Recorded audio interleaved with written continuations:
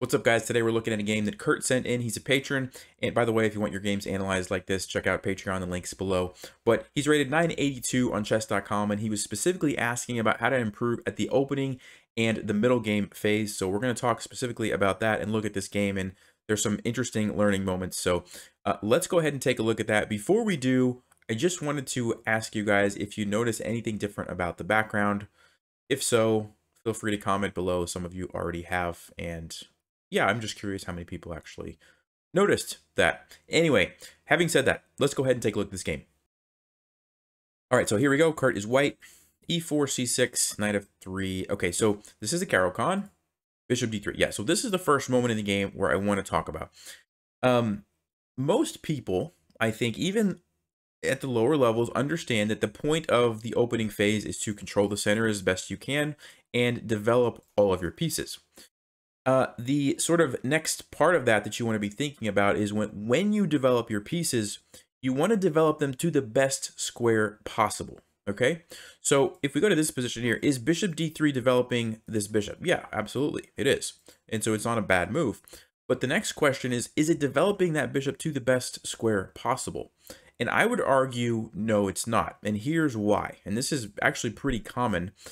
But the problem with this move is that it's blocking the pawn on d2. And you might say, well, why is that a big deal? I'm still developing my piece. The reason it's not a good move is not really because of this bishop. It's actually more has to do with this bishop over here on c1. And if you ask yourself, okay, this is developed, now I want to develop this bishop, where am I going to move it to? Well, you can't move it anywhere that you would normally like to move it to because the pawn on d2. Okay, so let me move the pawn on d2 out of the way. Oh, I can't because the bishop is blocking it, right? Now, you could play, b3, bishop b2, but that's kind of a weird place to develop the bishop unless that was your plan. And also, I would argue that this pawn is much better on d4 than over here on d2, right? Because on d4, it's going to be controlling more of the center. It's not in your way. We already talked about this, but also it allows you to bring this knight here if you wanted to. You can bring this knight here if you wanted to. You could bring your queen up. You're giving yourself more options. And that's always a good thing to do in chess. The more options that you can give yourself, the better chances you're going to be able to find a good move, right?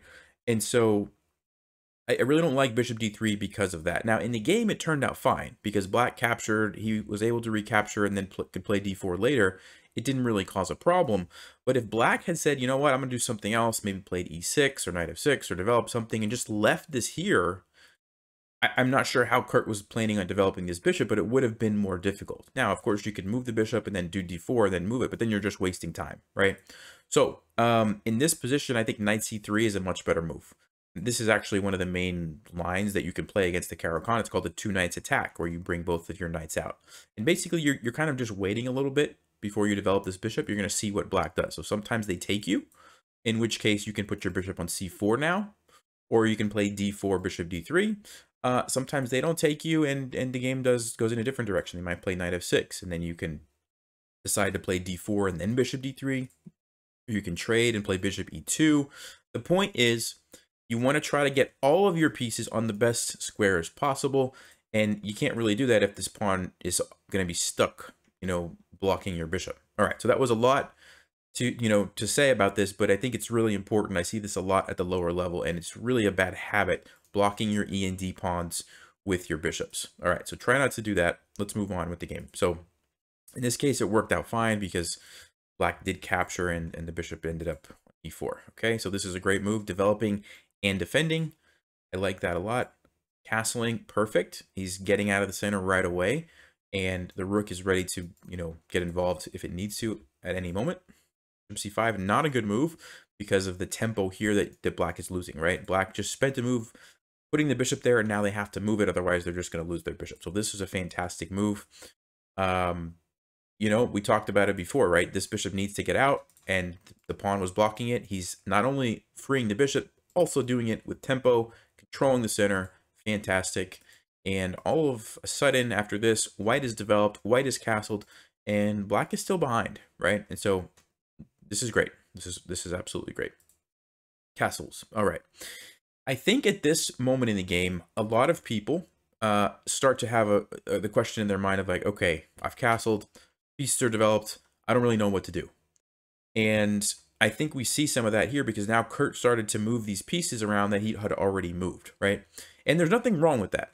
But what I would say, this is what I like to do when I'm in positions like this. Ask myself the question, okay, how can I continue to improve my position even further, right? So these pieces all look very nice to me. Like, I like where they're placed. They look really good. So then I'm going to ask myself, okay, what other pieces do I have that don't look as good as those? Well, this rook, I would say, probably isn't doing a ton here on f1.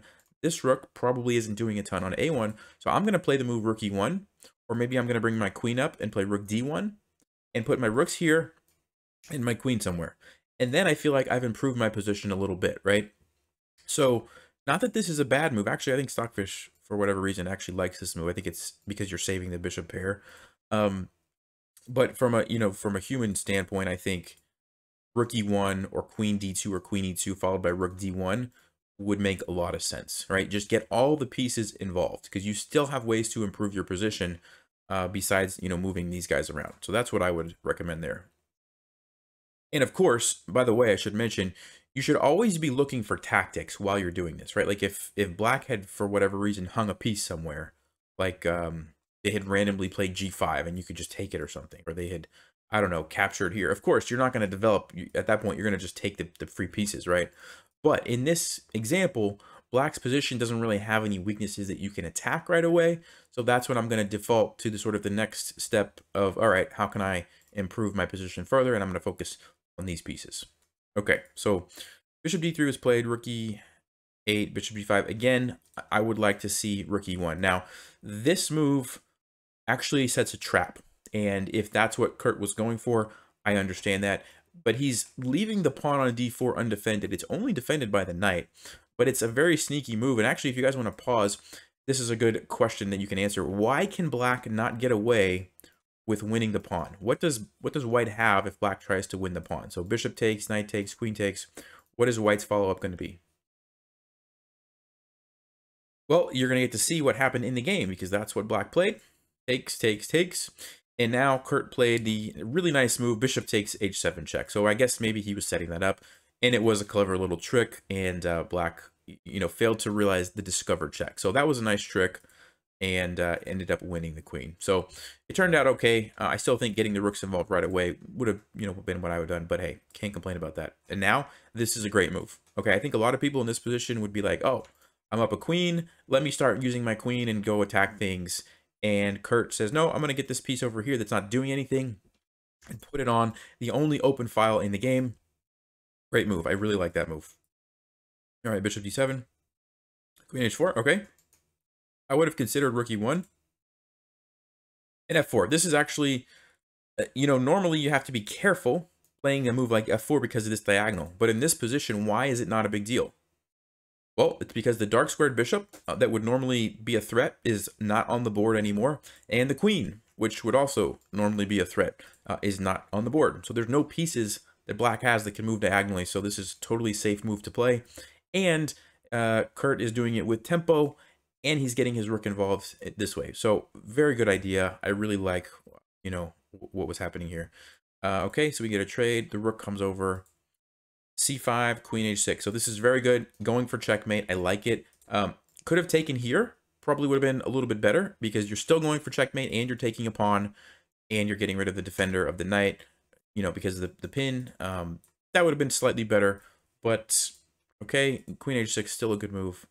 And then bringing in the knight. This is great. Again, if we look at this position, very good square for the queen. Very good square for the rook. Very good square for this rook. Which piece is maybe a little bit out of the action? The knight. So what does Kurt do? Knight to d5. Fantastic. Just puts it right in the middle. He's got a threat of going here. He's got a threat of taking this. Threat of taking this. All kinds of good stuff. And after here, rook takes. It's mate in one. It doesn't matter where black goes. If he goes back here, that's just checkmate. And of course, here, this is checkmate. So really nice game.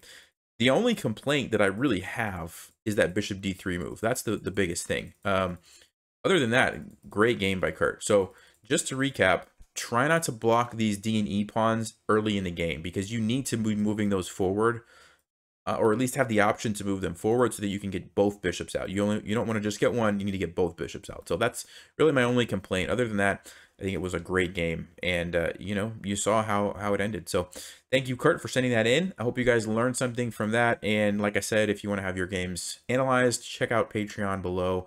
I've been doing a lot more of these. It seems like it's helpful for lots of people watching, and so I think we'll continue down this path as long as I keep getting interesting games to analyze. So anyway, I'll talk to you guys real soon. Take care.